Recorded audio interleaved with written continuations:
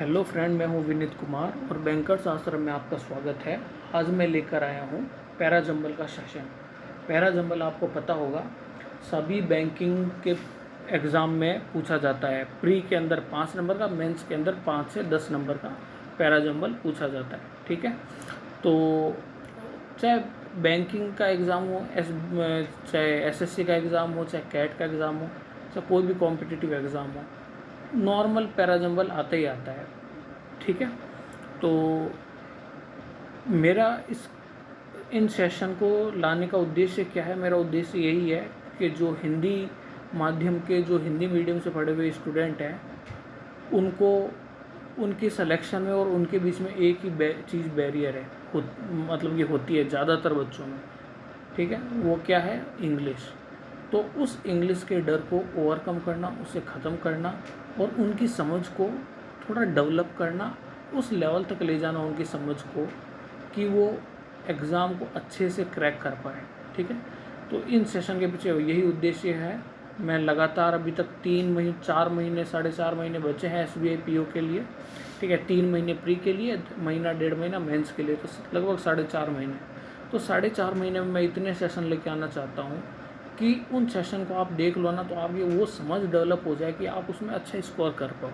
ठीक है, आज बढ़ते हैं हम अपने सेशन की तरफ, पैराजंबल। ठीक है, मैं 2 सेशन लेके आया हूँ पैराजंबल के लिए, सेट 1 और सेट 2। अच्छा, पैराजंबल होते क्या हैं? जिनको नहीं पता मैं बता देता हूँ कि 4-5 सेंटेंस होते हैं, वो मतलब कि रैंडमली ऑर्डर में अरेंज होते हैं। उन्हें हमें को क्या करना होता है कि बिल्कुल सही जो ऑर्डर होता है, उस ऑर्डर में, राइट ऑर्डर में अरेंज करने होते हैं उन सेंटेंस को। यही पैराजंबल है। तो पैराजंबल को सॉल्व करने के कुछ तरीके होते हैं। पैराजंबल को सॉल्व करने के क्या तरीका? पहला है कि पहले जितने भी सेंटेंस दिए हैं उन्हें आप आराम से पढ़ लो, रीड करो सबसे पहले। दूसरा तरीका क्या है कि रीड करके कुछ एक स्टोरी अगर बन रही हो तो वो बनाने का प्रयास करें। तीसरा क्या है कि जो कनेक्टिंग कुछ पॉइंट्स होंगे, कुछ वर्ड्स होंगे, ठीक है, उन वर्ड्स को कनेक्ट करके पेयर्स बनाने की कोशिश करो। ठीक है, जब पेयर्स बन जाएं तो उन पेयर्स को आपस में मतलब कि कनेक्ट करके एक अरेंजमेंट बनाने की ट्राई करो, अरेंजमेंट बनाओ। ठीक है, और सबसे पहले आपको एक इंट्रोडक्टरी सेंटेंस को ढूंढना ही होता है। पहला सेंटेंस कौन सा होगा वो आपको पता करना होता है। उसके बाद में जो पेयर्स हैं उन्हें आपस में कनेक्ट करने होते हैं। ठीक है, अब इस पूरी चीज़ को कैसे करना है वो अभी मैं आपको समझाऊंगा। ठीक है, चलिए आगे चलते हैं। सेट नंबर फर्स्ट, ये पढ़ लीजिए। आपके 5 सेंटेंस होंगे। ठीक है, उनको आपको सही सीक्वेंस में अरेंज करना है। ये पहला सेंटेंस है, ये दूसरा सेंटेंस है, ये थर्ड सेंटेंस, ये फोर्थ सेंटेंस, ये फिफ्थ सेंटेंस। इन 5 सेंटेंस को एक बार आप रीड करो, चाहे आपको समझ में आए या नहीं आए। ठीक है, रीड करो और एक बार बनाने की कोशिश करो। फिर मैं आपको ये एक एक सेंटेंस समझाता हूँ, फिर वापस से करने की ट्राई करना। ठीक है, तो वीडियो पॉज करके स्टार्ट करो।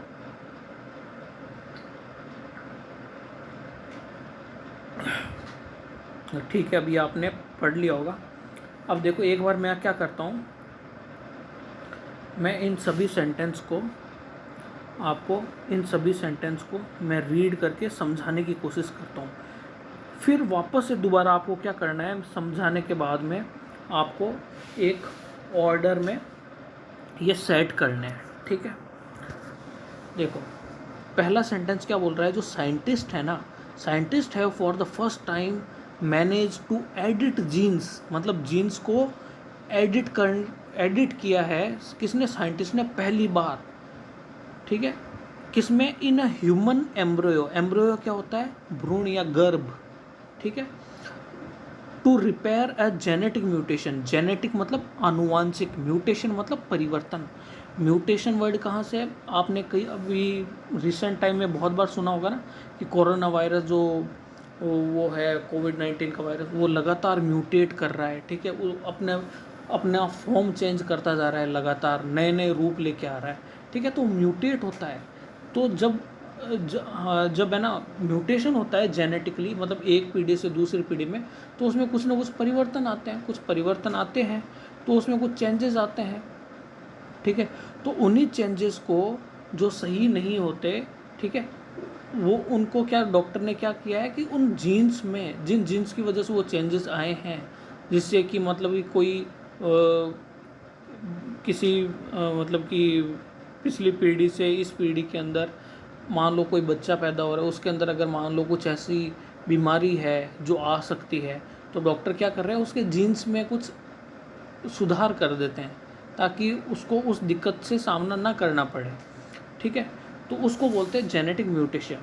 अब इसने क्या कर दिया, फ्यूलिंग होप्स, फ्यूलिंग मतलब कि आग के अंदर आप मान लो कि और फ्यूल डाल दो तो आग तेज़ भड़केगी ना, तो उसी तरीके से जो होप्स हैं वो और ज़्यादा तेज़ हो गई हैं, और ज़्यादा मतलब कि होप्स बढ़ गई हैं। किससे, कि जो ये प्रोसीजर है may one day be available outside laboratory condition, कि हम इस प्रोसीजर को बाहर आउटसाइड मतलब कि लेबोरेटरी कंडीशन में भी इस प्रोसीजर को हम बाहर भी कर सकेंगे, इस प्रोसीजर को फॉलो कर पाएंगे, एक दिन ऐसा आएगा, ठीक है। तो क्या है, एक बार मैं आपको वापस बता देता हूँ कि इस सेंटेंस का मतलब ये है कि जो साइंटिस्ट है ना, साइंटिस्ट ने पहली बार कुछ जीन्स में एडिट करके किस चीज़ में सफलता पाई है कि जीन्स में उन्होंने कुछ एडिट करते हैं ह्यूमन एम्ब्रियो के अंदर, जिससे कि जो जेनेटिक म्यूटेशन हो रहा था, ठीक है, उसमें कुछ चेंजेस कर दिए, और इस चीज़ से क्या हो गया, कुछ हम होप्स मतलब कि आशाएं बढ़ गई हमारी, ठीक है, कि ये प्रोसीजर एक दिन हम लेबोरेटरी के अंदर भी करेंगे। अभी तो उन्होंने एम्ब्रियो के अंदर किया है, ठीक है। सेकंड सेंटेंस क्या है, सेकंड सेंटेंस है द कार्डियक डिजीज़। कार्डियक किससे संबंधित है, हृदय रोग, मतलब कि हार्ट से संबंधित है। जो हार्ट डिजीज़ होती हैं, कार्डियक डिजीज़, अब ये किस कारण आती है, सडन डेथ। इसके कार्डियक डिजीज़ से क्या होता है, सडन डेथ हो जाती है in otherwise healthy young athlete के अंदर, एंड अफेक्ट, और ये अफेक्ट करती हैं अबाउट 1 in 500 पीपुल, मतलब 500 में से एक जने को ये कार्डियक डिजीज़ है ना, ये अफेक्ट करती है, ठीक है। थर्ड सेंटेंस क्या बोल रहा है, थर्ड सेंटेंस बोल रहा है करेक्टिंग द म्यूटेशन। जो म्यूटेशन, जो परिवर्तन हो रहा है, अगर कुछ गलत परिवर्तन हो रहा है, गलत म्यूटेशन हो रहा है, तो उसे करेक्ट करना, correcting the mutation in the gene के अंदर वुड नॉट ओनली एंश्योर, तो वो केवल यह सुनिश्चित नहीं कर सकता कि जो बच्चा होगा वो हेल्दी होगा, बट हमें यह भी ध्यान रखना चाहिए, प्रिवेंट मतलब बचाना, ट्रांसमिशन, जो ट्रांसमिशन हो रहा है जो म्यूटेशन का टू द फ्यूचर जनरेशन। तो अब हमें मतलब कि सिर्फ बच्चे की हेल्थ का ही ध्यान नहीं रखना, हमें ये भी ध्यान रखना है कि जीन में हम ऐसे जो कुछ परिवर्तन कर पाएँ जिससे कि जो ये म्यूटेशन है ना, आगे आने वाली फ्यूचर की जो जनरेशन है उनमें भी ये ट्रांसमिट ना हो, हमें ये भी सुनिश्चित करना है, ठीक है। समझ में आया। चलो फोर्थ सेंटेंस क्या बोल रहा है, it is caused by a mutation, ठीक है, it is caused by a mutation. ये किसके कारण होता है, म्यूटेशन के कारण होता है in a particular gene and a child will, और जो बच्चा है वो सफ़र करता है इस कंडीशन में, इवन इफ़ इट इनहेरिट्स मतलब कि मान लो कोई चीज़ अपने पूर्वजों से, मतलब कोई गुण या कुछ वो है ना अपने मतलब कि प्राप्त करना या मिल जाना, मतलब कि अपने पापा से बेटे में, बेटे से उसके बेटे में कोई चीज़ आ जाती है ना, उसे इनहेरिट्स बोलते हैं, inherits. Only one copy of the mutated gene, अगर जो म्यूटेटेड जीन की एक कॉपी भी अगर मान लो दूसरी पीढ़ी के अंदर पहुंच गई, तो उस म्यूटेशन से क्या होगा, उस जीन से क्या होगा, वो चाइल्ड होगा वो क्या करेगा, सफ़र करेगा। इन रिजल्ट, और इस रिजल्ट से क्या होगा, in result announced in Nature this week, इस वीक में नेचर में ये रिजल्ट अनाउंस किए गए हैं। कौन से रिजल्ट भाई, वो भी देखेंगे कि साइंटिस्ट ने फिक्स्ड कर दिया है, मतलब जो म्यूटेशन हो रहे थे, that thickness the heart muscle, जो हार्ट की मसल है वो थिक हो गई है इस म्यूटेशन से, ठीक है। अ कंडीशन कॉल्ड, और इस कंडीशन को हम क्या बोलते हैं, हाइपरट्रॉफिक कार्डियोमायोपैथी। ठीक है, समझ में आया? पांचों सेंटेंस क्या है एक बार वापस बता देता हूँ। ठीक है, कि भाई पहले सेंटेंस में तो ये बोल रहा है कि साइंटिस्ट हैं, पहली बार उन्होंने कुछ जीन में एडिट कर दिया है। ठीक है, इससे वो बहुत खुश हैं। ठीक है, और भी ज़्यादा हो बढ़ गए। दूसरे सेंटेंस में ये बोल रहा है कि जो कार्डियक डिसीज़ होती है, ठीक है, जो हृदय रोग होते हैं, हार्ट डिजीज़ होती हैं, उससे क्या होता है, सडन डेथ हो जाती है।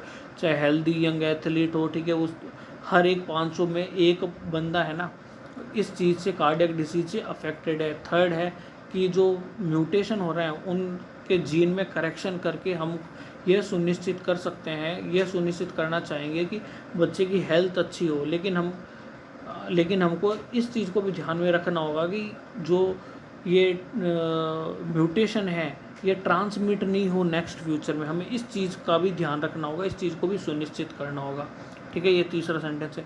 चौथा सेंटेंस क्या बोल रहा है कि जो म्यूटेशन है पर्टिकुलरली जीन के मतलब जीन के अंदर, ठीक है, उससे चाइल्ड क्या करता है, सफ़र करता है। ठीक है, इवन इफ़ इट, मतलब कि अगर एक कॉपी भी, मतलब कि अपने पूर्वजों से अगर दूसरी पीढ़ी के अंदर वो कॉपी म्यूटेशन हो गया तो फिर उससे क्या होगा, चाइल्ड को सफ़र करना पड़ेगा। और पांचवा क्या है, इस पूरे रिज़ल्ट को नेचर कोई उधर होगी, ठीक है, उसमें इस वीक में अनाउंस किया गया इनके रिज़ल्ट को, जो भी इन्होंने प्रैक्टिकल किए थे साइंटिस्ट ने। ठीक है, कि साइंटिस्ट ने फिक्स किया है म्यूटेशन को, that thicken the heart muscle, कि हार्ट मसल है ना वो क्या हो जाती है, मोटी हो जाती है, और इस कंडीशन को हम हाइपरट्रॉफिक कार्डियोमायोपैथी कहते हैं। ठीक है, समझ में आया? अब आप इसे अरेंज करने का ट्राई करें।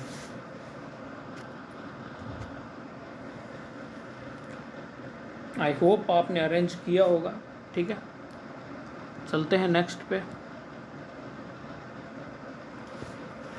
अब देखो,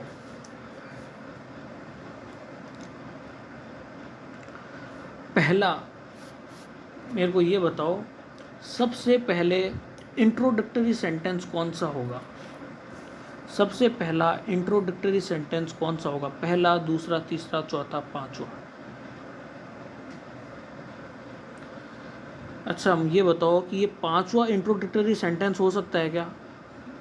इन रिजल्ट, मतलब इस रिजल्ट में, वही कौन से रिजल्ट की बात हो रही है हमें नहीं पता।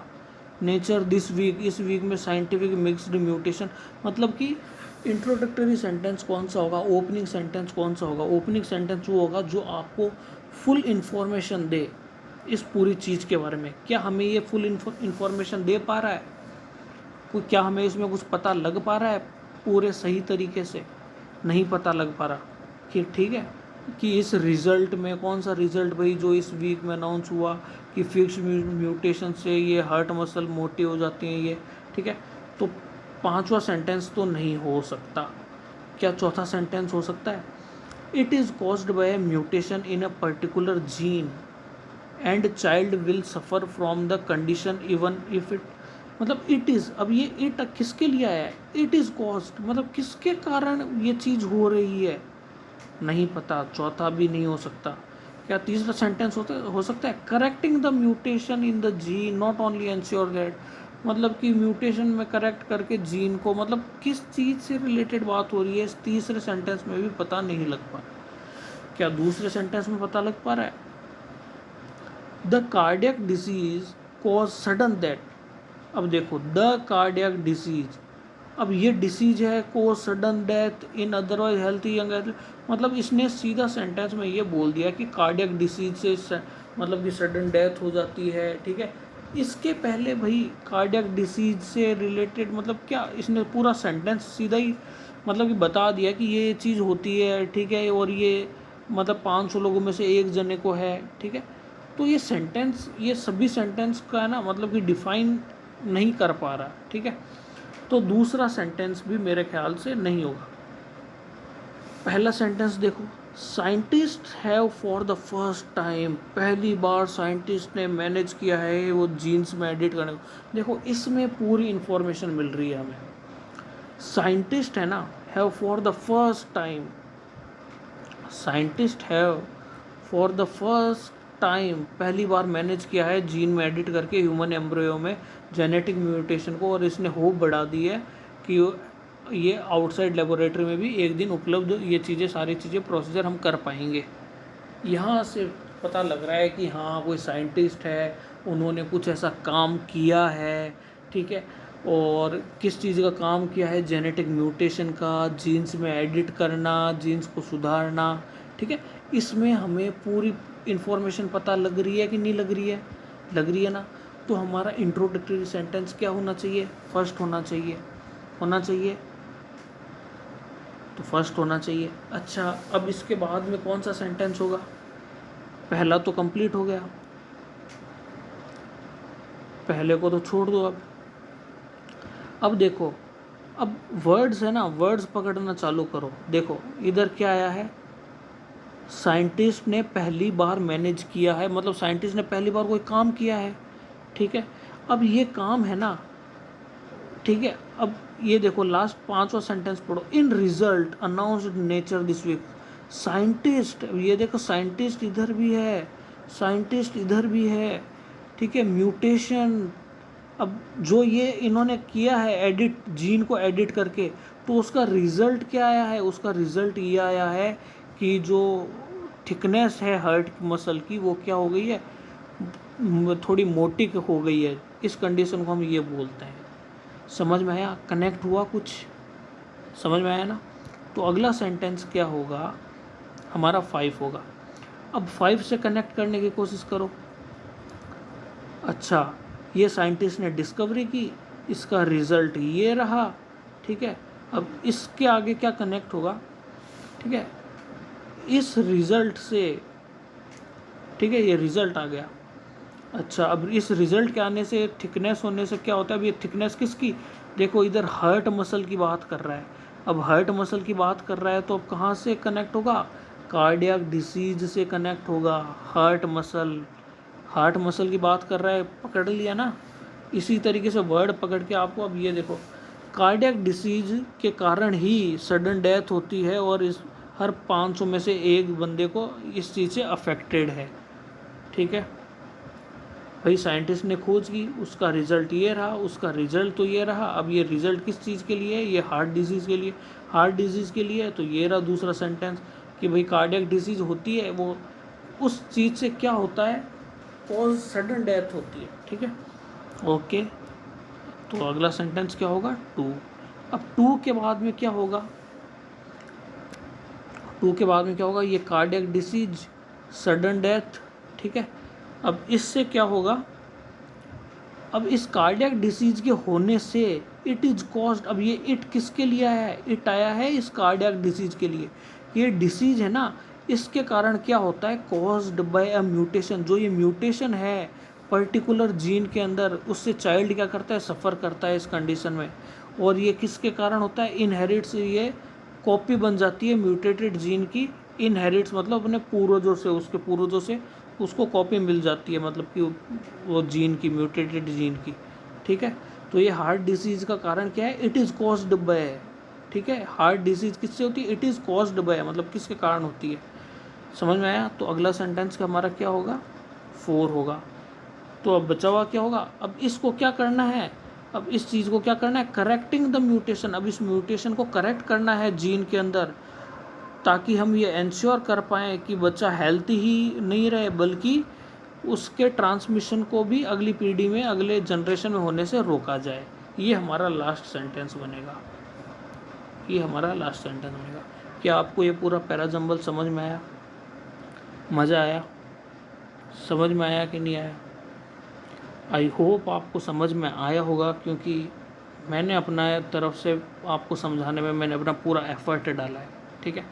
ठीक है, सेट नंबर 2 पे चलते हैं। अब ये पहला सेंटेंस रहा, ये दूसरा सेंटेंस, ये तीसरा सेंटेंस, ये चौथा सेंटेंस, और ये 5वां सेंटेंस, ठीक है। पढ़ो फटाफट।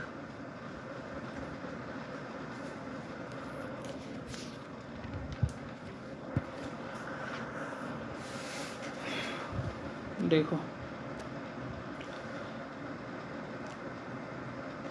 पहला सेंटेंस क्या बोल रहा है? पहला सेंटेंस बोल रहा है कि जो ये प्रोसेस है, कौन सा प्रोसेस भाई? ऑफ हैंडलिंग डाउन, किसी चीज़ को हैंडल करने की बात कर रहा है, ठीक है। Implies not a passive transfer. Passive मतलब कि, एक्टिव मतलब कि जो एक्टिव है चीज़, पैसिव मतलब कि निष्क्रिय। हिंदी मीडियम वाले स्टूडेंट ध्यान रखना, पैसिव मतलब निष्क्रिय। बट सम कंटेस्टेशन, कंटेस्टेशन मतलब कि कुछ विरोधाभास है, कुछ प्रतिवाद है, कुछ विवाद है, कुछ संघर्ष है।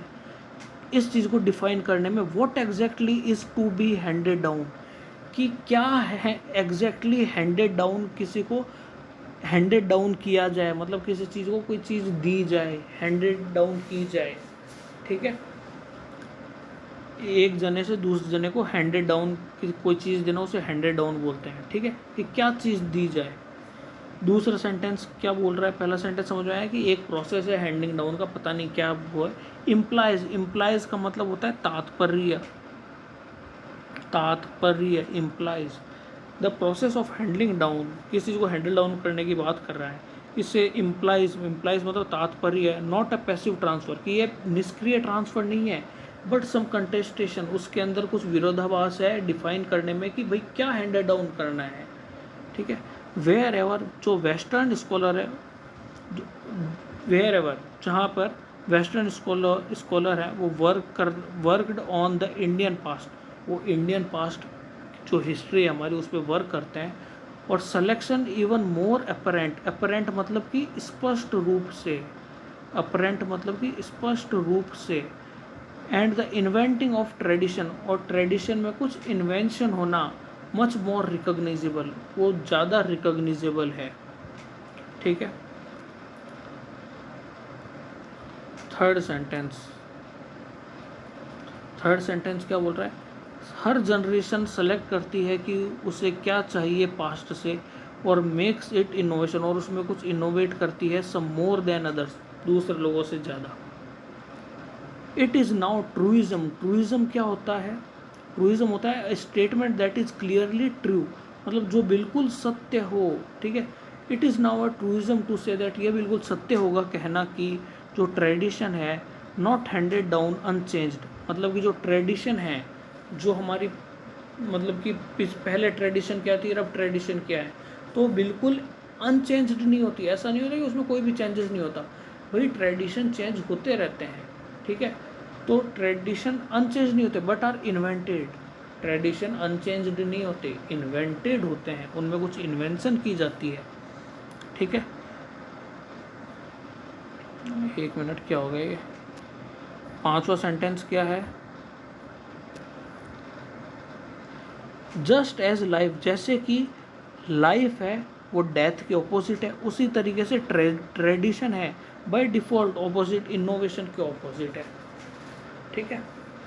अब इन पांचों सेंटेंस को आप वापस से मैंने समझा दिया, तो एक बार पढ़ के ट्राई करो कि कौन सा आएगा कौन सा नहीं आएगा, ठीक है। नहीं तो फिर मैं तो समझाऊंगा ही, ठीक है। आई होप आपने ट्राई किया होगा।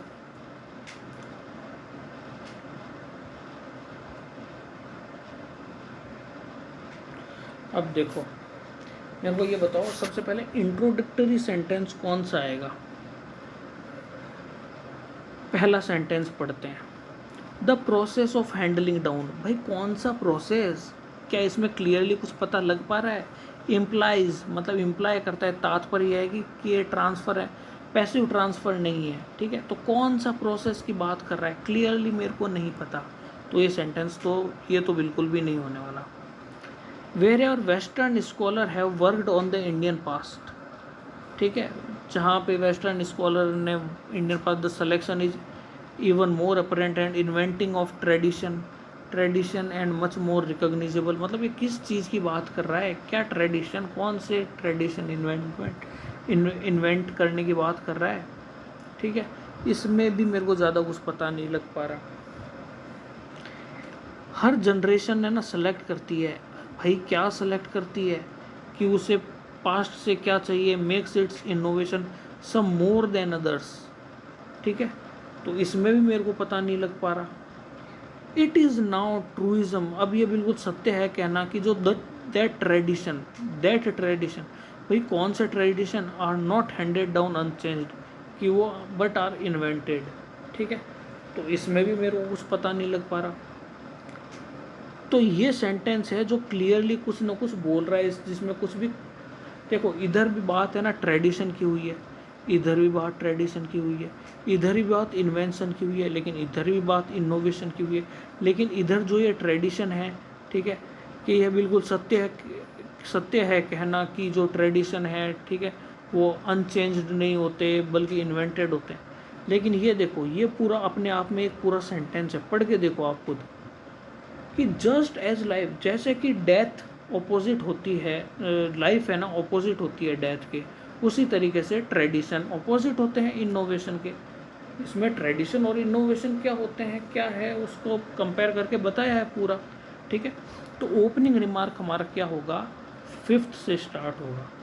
जिसने भी सही किया है, ठीक है, उसको बिल्कुल कॉन्ग्रेचुलेशन कि आपने समझा है, मतलब कि ट्राई किया है समझने का। और जिससे नहीं भी हो पा रहा उसको भी कोई दिक्कत नहीं है, धीरे धीरे प्रैक्टिस करोगे ना। ये तो आज पहला वीडियो है, अगला सेशन होगा दूसरा, तीसरा, चौथा, पांचवा, धीरे धीरे आपको हैबिट हो जाएगी। ये सारे वर्ड, कैचिंग पावर वगैरह, ये मतलब कि कैच करने लगोगे आप इन सब वर्ड को, इन चीज़ों को। ठीक है, तो उसकी टेंशन आप बिल्कुल भी ना लें। अच्छा, पहला सेंटेंस ये मेरे को इंट्रोडक्टरी सेंटेंस तो ये मिल गया। ठीक है, अब इसके बाद में किसकी बात कर रहा है कि just as life as death it's opposite, तो ट्रेडिशन भी बाय डिफ़ॉल्ट ऑपोजिट होते हैं इनोवेशन के। ठीक है, इट इज़ नाउ ट्रूइज्म, अब यह कहना सत्य होगा कि जो ये ट्रेडिशन है ना, वो मतलब कि अनचेंज्ड नहीं होते बल्कि इन्वेंटेड होते हैं। ठीक है, जो ये ट्रेडिशन है वो अनचेंज नहीं होते, इन्वेंटेड होते हैं। ठीक है, तो ट्रेडिशन और इन्वेंशन की बात इधर आई। इधर देखो, क्या ये 5 के बाद में 4 लग सकता है? बिल्कुल 4 की पॉसिबिलिटी है।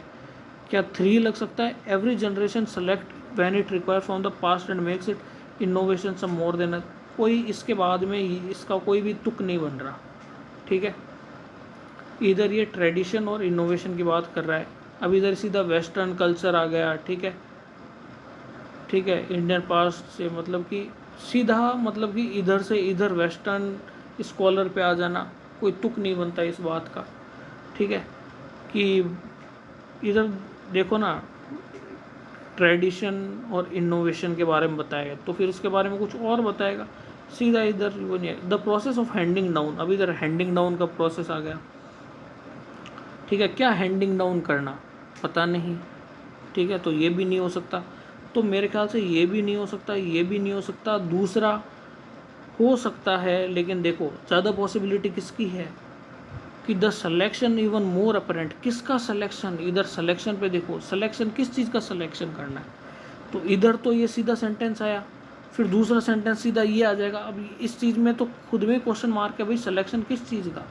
ठीक है, तो हम बोलेंगे कि ये भी नहीं आएगा, तो 4th सेंटेंस आएगा जिसमें पता लग रहा है कि अब ये बिल्कुल सत्य है कहना कि जो ट्रेडिशन है ना, वो not handed unchanged handed down नहीं होते बल्कि इन्वेंटेड होते हैं। ठीक है, ये कहना बिल्कुल सही है। तो अगला कौन सा सेंटेंस आएगा, 4th नंबर। अब देखो 5th हो गया, 4th हो गया। अब 4th के बाद में देखो एक चीज़ आपने नोट की, नॉट हैंडेड डाउन। अब हैंडेड डाउन इधर वर्ड आया, तो आपने कहाँ पढ़ा वर्ड, ये रहा 1st सेंटेंस। तो ये जो प्रोसेस है हैंडिंग डाउन का, पहले हैंडेड डाउन की बात की, अब इस हैंडेड डाउन को समझा रहा है कि हैंडेड डाउन का प्रोसेस है। अब ये कौन सा प्रोसेस है, हैंडेड डाउन का प्रोसेस है। ठीक है, जो कि इम्प्लाई करता है कि जो ये ट्रांसफ़र है ये पैसिव नहीं है, but some contestation in defining what exactly is to be handed down. मतलब कि अब देखो ये सेंटेंस आया, इसके बाद में एक ही आना है। ठीक है, तो एक ही आया, तो अगला सेंटेंस क्या आएगा, एक आएगा। ठीक है, तो 5 आ गया, 4 आ गया, 1 आ गया। लेकिन अब देखो इसके अंदर लास्ट में इसने क्या बोला, क्या एग्जैक्टली हैंडेड डाउन करना है।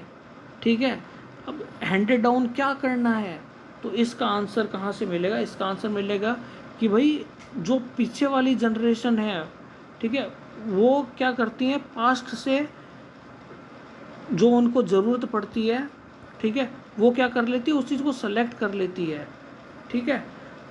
तो ये सेलेक्ट कर लेती है और उसमें क्या कर देती है, इनोवेशन कर देती है। फिर इस सिलेक्शन से, ठीक है, ये वेस्टर्न स्कॉलर हैं इंडियन पास्ट पे, उन्होंने काम किया है।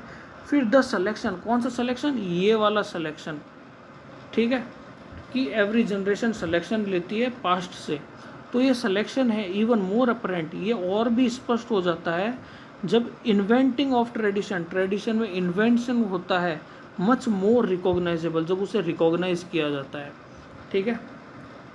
तो एक के बाद में सेंटेंस कौन सा बनेगा, 3, है ना, 3।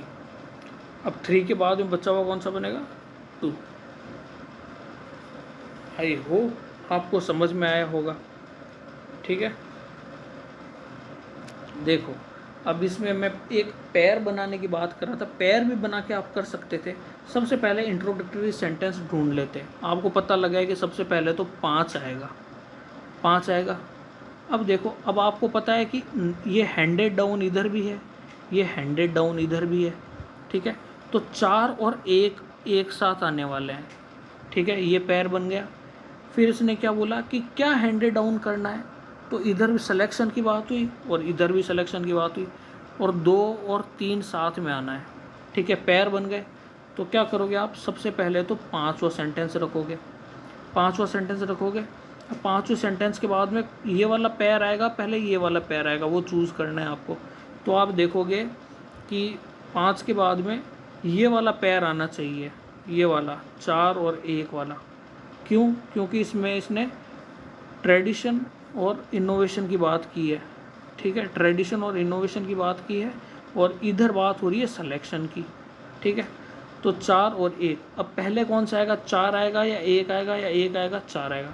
तो देखो the process of handing down, कौन सा प्रोसेस हैंडिंग डाउन का, तो ये वाला बता रहा है, पहले इधर आएगा कि जो ट्रेडिशन है नॉट हैंडेड डाउन अनचेंज्ड, ठीक है। तो इसका आंसर है ना इधर मिल रहा है, ठीक है।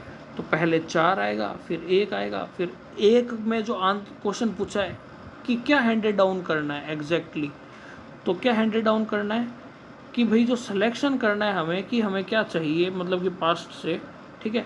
फिर इस सिलेक्शन का आंसर है ना इधर हो रहा है, ठीक है। तो 5 4 1 3 2, 5 4 1 3 2, ठीक है। आई होप आपको ये समझ में आया होगा, ठीक है। ओके, इसके आगे मैं और भी आपके लिए सेंटेंस लेके आता रहूँगा। सेंटेंस क्या, ये पैराजंबल लेके आता रहूँगा। पैराजंबल करवाने आपको, आरसी की प्रैक्टिस करवानी है, क्लोज टेस्ट की प्रैक्टिस करवानी है, और इम्पोर्टेंट कुछ ग्रामर रूल्स जो आपको काम आएंगे। फिर एक आपके ऐसे राइटिंग और लेटर राइटिंग भी आएगा, ऐसे राइटिंग लेटर राइटिंग भी आएगा, ठीक है।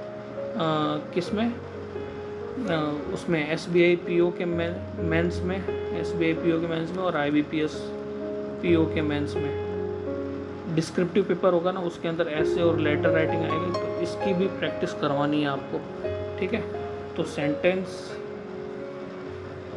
क्यों बोल रहा हूँ मैं, ठीक है। तो ये आप है ना, इसकी प्रैक्टिस और भी आप करते रहना, और रेगुलर जो मैं सीरीज़ लेके आ रहा हूँ इसको रेगुलर देखते रहो, और अंडरस्टैंडिंग डेवलप करने की कोशिश करो, खुद से भी ट्राई करो कि आज थोड़ा ठीक ठाक लेवल के, मॉडरेट लेवल के 2 सेट थे ये, ठीक है। ओके, आज के लिए इतना ही, बाय बाय।